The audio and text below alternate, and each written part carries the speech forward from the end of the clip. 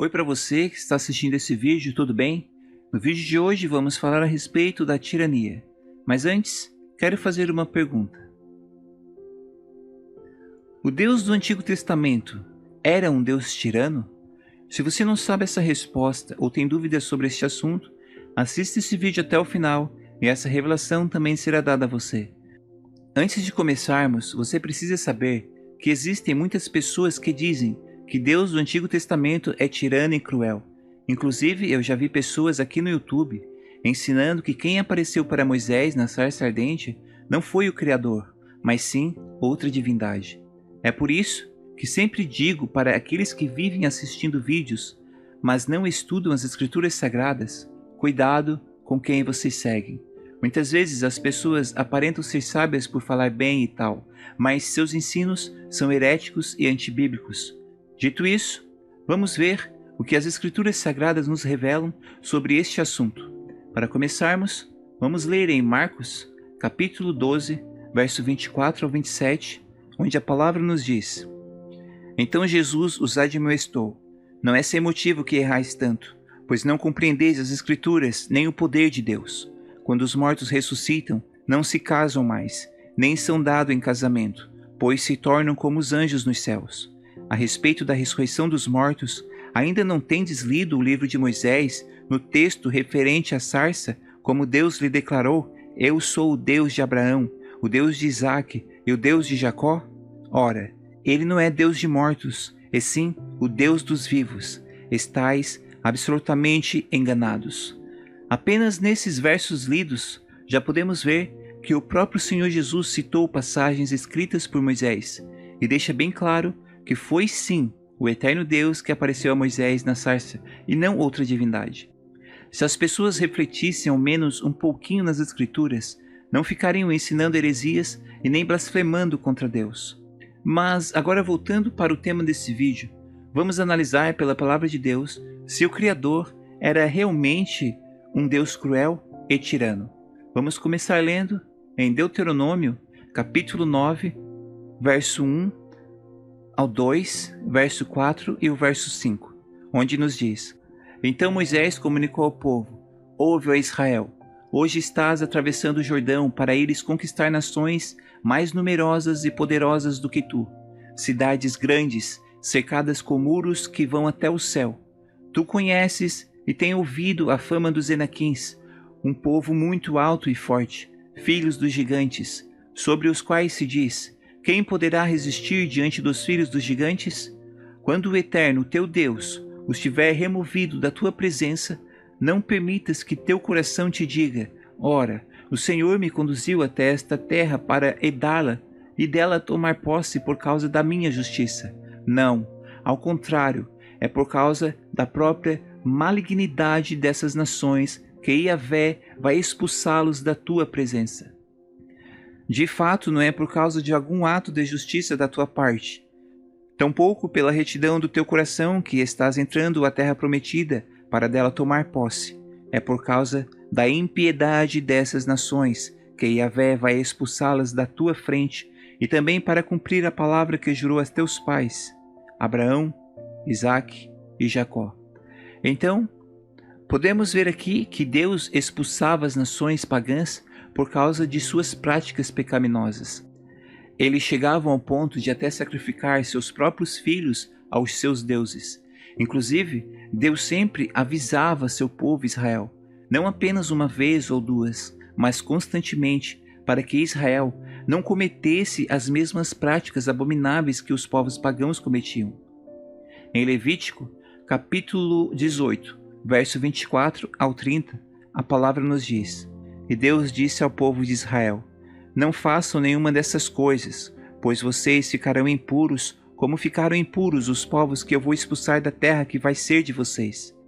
Os pecados daqueles povos fizeram com que a terra onde eles moravam ficasse impura. Por isso eu castiguei aquela terra, e ela está expulsando os seus moradores. Mas vocês todos, tanto os israelitas como os estrangeiros que vivem no meio de vocês, obedeçam às minhas leis e os meus mandamentos, e não cometam nenhum dessas imoralidades. Pois foram esses os pecados que os homens que moravam naquela terra cometeram, e por isso ela ficou impura.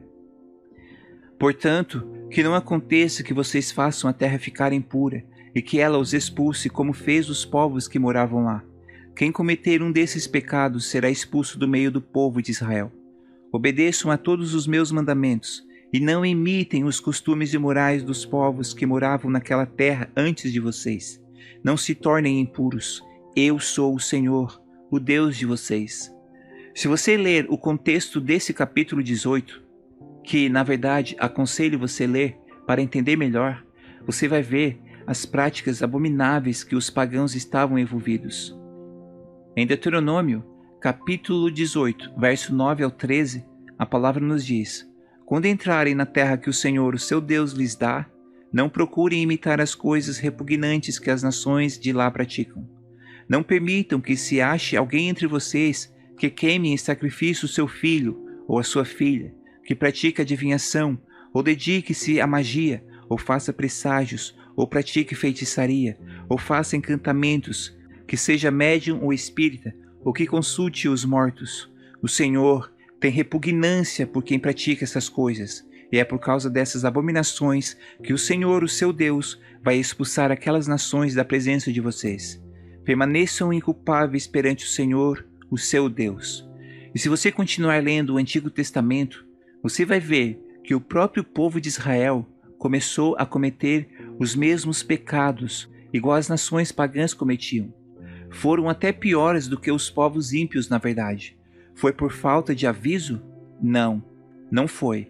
Em 2 Reis, capítulo 17, versos 7 ao 20, a palavra nos diz: tudo isso aconteceu porque os israelitas haviam pecado contra o Senhor, seu Deus, que os tirara do Egito, de sob o poder do faraó, rei do Egito. Eles prestaram culto a outros deuses e seguiram os costumes das nações que o Senhor havia expulsado de diante deles, bem como os costumes que os reis de Israel haviam introduzido. Os israelitas praticaram o mal secretamente contra o Senhor, seu Deus, desde torres de sentinela até cidades fortificadas. Eles mesmos construíram altares idólatras em todas as suas cidades. Ergueram colunas sagradas e postes sagrados em todo o monte alto e debaixo de toda árvore frondosa. Em todos os altares idólatras queimavam incenso, como fizeram as nações a quem o Senhor havia expulsado de diante deles. Fizeram males que provocaram o Senhor a ira. Prestaram culto a ídolos, embora o Senhor houvesse dito: não façam isso. O Senhor advertiu Israel e Judá por meio de todos os seus profetas e videntes: desviem-se de seus maus caminhos, obedeçam às minhas ordenanças e aos meus decretos, de acordo com toda a lei que ordenei aos seus antepassados que obedecessem, e que lhes entreguei por meio de meus servos, os profetas. Mas eles não quiseram ouvir, e foram obstinados como seus antepassados, que não confiaram no Senhor, seu Deus. Rejeitaram os seus decretos, a aliança que tinha feito com seus antepassados e as suas advertências. Seguiram ídolos inúteis, tornando-se eles mesmos inúteis. Imitaram as nações ao seu redor, embora o Senhor tivesse lhes ordenado: não as imitem. Abandonaram todos os mandamentos do Senhor, do seu Deus, e fizeram para si 2 ídolos de metal na forma de bezerros e um poste sagrado. Inclinaram-se diante de todos os exércitos celestiais e prestaram culto a Baal. Queimaram seus filhos e filhas em sacrifício, praticaram adivinhações e feitiçaria, e venderam-se para fazer o que o Senhor reprova, provocando-o a ira. Então o Senhor indignou-se muito contra Israel e os expulsou da sua presença. Só a tribo de Judá escapou, mas nem ela obedeceu aos mandamentos do Senhor, seu Deus. Seguiram os costumes que Israel havia introduzido. Por isso, o Senhor rejeitou todo o povo de Israel. Ele o afligiu e o entregou nas mãos dos saqueadores, até expulsá-lo da sua presença.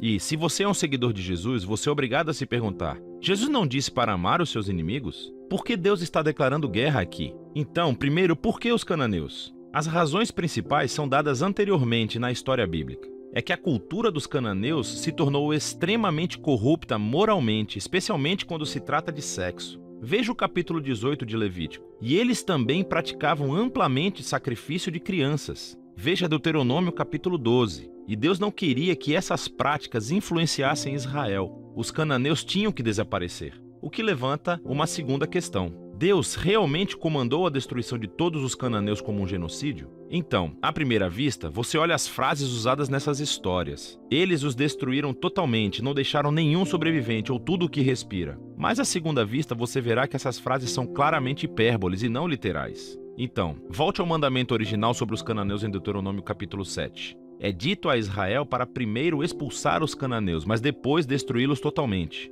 E então, isso é seguido de mandamentos para não casar nem fazer negócios com eles. Você não pode se casar com alguém que você destruiu. Acho que você entende. A mesma ideia se aplica às histórias de Josué. Olhe de perto. Assim, por exemplo, nos é dito no capítulo 10 de Josué que Israel não deixou sobreviventes nas cidades de Hebron ou Debir. Mas depois, no capítulo 15, vemos essas cidades e elas ainda são povoadas por cananeus. E então, o que estamos vendo é que Josué se encaixa em outros relatos de batalhas antigas, usando a linguagem hiperbólica, não literal, como parte do estilo narrativo. E assim, a palavra genocídio não se encaixa realmente no que vemos aqui, especialmente à luz das histórias sobre os cananeus que se voltaram para o Deus de Israel, como Raabe e os gibeonitas. Deus estava aberto para aqueles que se voltassem para ele. A última coisa a pensar é que essas histórias marcam um momento único na história de Israel. Essas batalhas estavam limitadas ao pequeno grupo de pessoas que viviam na terra de Canaã. Com todas as outras nações, Israel foi ordenado por Deus a buscar a paz. Veja o capítulo 20 de Deuteronômio. E assim, o propósito dessas histórias de batalhas nunca foi dizer a você, leitor, para cometer violência em nome de Deus.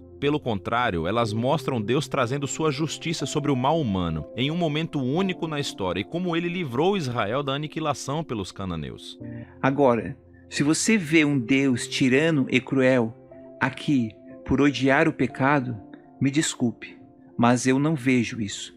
Na verdade, vejo um Deus que queria que seu povo fizesse o que é certo, ou seja, que fizessem o bem e que confiassem nele. Mas, infelizmente, eles foram um povo rebeldes e de corações duros, voltado para o mal. Ou seja, quem somos nós para culpar o Criador de alguma coisa, quando na verdade está no próprio ser humano a maldade? Em Gênesis, capítulo 8, verso 21 nos diz: o Senhor sentiu o aroma agradável da adoração e declarou a si mesmo: jamais amaldiçoarei a terra por causa do homem, porquanto o seu íntimo é completamente inclinado para o mal desde o nascimento, e nunca mais destruirei todos os seres nos quais há o fôlego da vida, como fiz desta vez. Se Deus fosse realmente um tirano e cruel, acha mesmo que ele insistiria na humanidade ao ponto de deixar sua glória, se tornar humano e morrer numa cruz para resgatar o ser humano tão falho e pecador? Em João, capítulo 3, verso 16 nos diz: porque Deus amou o mundo de tal maneira que deu o seu Filho unigênito, para que todo aquele que nele crê não pereça, mas tenha a vida eterna. Se Deus fosse realmente cruel, acha mesmo que ele faria isso? De maneira alguma isso é tirania ou crueldade. Isso é chamado de amor, graça e misericórdia.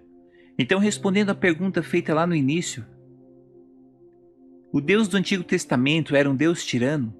A resposta é: de forma alguma, pois Deus é amor, mas Deus também é justiça. Na verdade, o Eterno é um Deus justo, que tem um amor incondicional que dura para sempre.